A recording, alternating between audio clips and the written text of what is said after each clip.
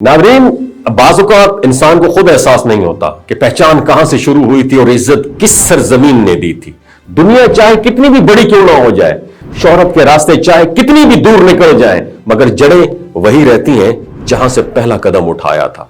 फनकार का सफर चाहे आलमी हो जाए, लेकिन उसके नाम का पहला तारुफ हमेशा उसके मुल्क के नाम के साथ जुड़ता है जिसने उसे आइडेंटिटी दी थी। मसला तब पैदा होता है जब इस पहचान को पसे पुष्ट डालकर ऐसी हरकतें की जाए जिनसे अपने ही लोगों का दिल दुख जाए। मैं बात कर रहा हूं पाकिस्तान की गुलकार तलहा अंजुम की, जिसने हाल ही में नेपाल कॉन्सर्ट में भारतीय झंडा उठाकर लहराया तो सवाल उठाना शुरू कर दिए लोगों ने। लोग ये पूछने लग गए आखिर वो झंडा क्यों, किस जज्बे के तहत और क्यों एक ये निशान उठाया गया जिसके साथ इस वक्त ताल्लुकात कशीदगी का शिकार है। सबसे बढ़कर ये दुश्मन मुल्क का झंडा ही क्यों।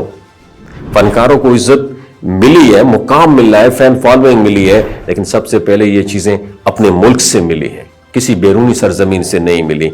ये बात समझना जरूरी है कि नए मुल्कों में फैन बेस बनाना बुरी बात नहीं है, लेकिन क्या इसका मतलब यह है कि अपनी शनाख्त को कमजोर कर दिया जाए।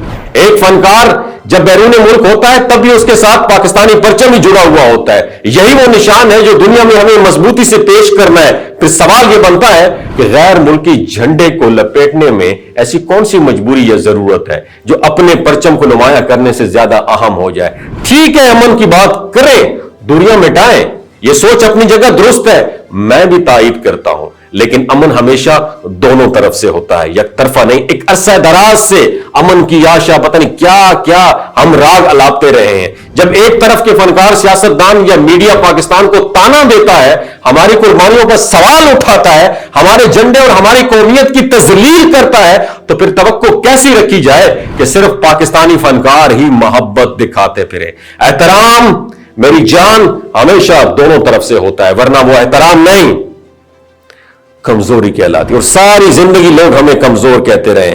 बात नफरत की नहीं है, बात तो असूल की है। अगर फनकार स्टेज पर खड़े होकर अपने मुल्क का झंडा ऊंचा ना रख सके तो फिर वो किस बात के हीरो हैं, तो फिर कौन तला। आप आलमी कामयाबी चाहते हैं, जरूर हासिल करें, आप हर मुल्क में जाएं, बिल्कुल जाएं, लेकिन अपनी शनाख्त के बगैर नहीं जाना आपने।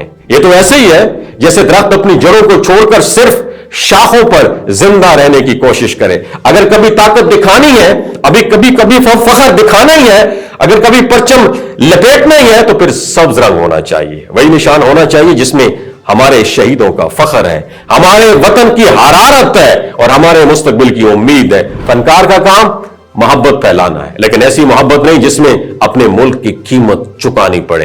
इज्जत, वकार और असूल बरकरार रख के भी तो दुनिया जीती जा सकती है ना। असल कामयाबी यही है कि दुनिया भर में सफर भी करें और जहां भी खड़े हों लोग फौरन पहचान लें ही इज पाकिस्तानी गाय, और उसे अपने परचम पर फखर भी हो। और आखिर में बस इतना ही कहूंगा, पाकिस्तान से बढ़कर कोई भी शनाख्त नहीं, और जिसका दिल भी पाकिस्तान के साथ जुड़ा हो वो हमेशा सब्ज ही लहराता है। पाकिस्तान जिंदाबाद, पाकिस्तानियत पाइंदाबाद। अगर कोई बात बुरी लगी हो दस बस्ता मादरत के साथ तलबगार हो। ये पाकिस्तान के साथ मेरे अपने जज्बात हैं। अल्लाह ताला आपका हामी और नासिर हो।